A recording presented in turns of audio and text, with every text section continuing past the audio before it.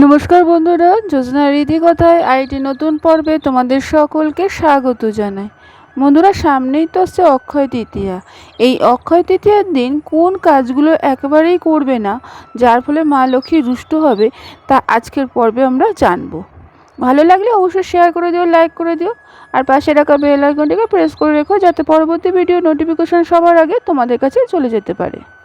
চলতি বছর বন্ধুরা অক্ষয় তৃতীয়া উৎসবটি পালিত হবে 10ই মে। একে তো সর্বসিদ্ধ মুহূর্ত রয়েছে, শুভ সময় পালন না করেও এই দিন যে কোনো শুভ কাজ করা যেতে পারে। এই দিনে প্রধানত সোনা রূপো জিনিসপত্র কেনা হয়।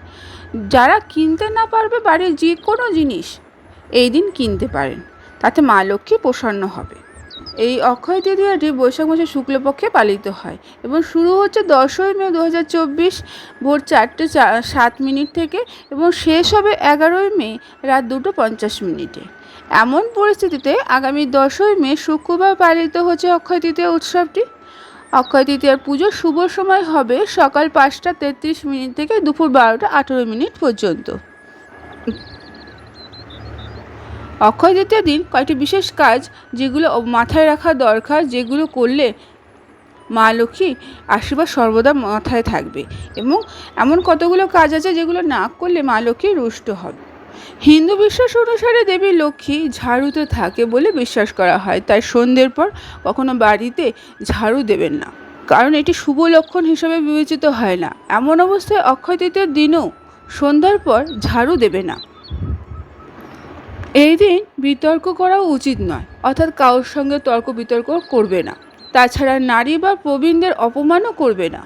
এছাড়া কোনো অভাবী বা ক্ষুধার্ত ব্যক্তিকে দরজার বাইরে থেকে খালি হাতে ফেরত পাঠাবে না।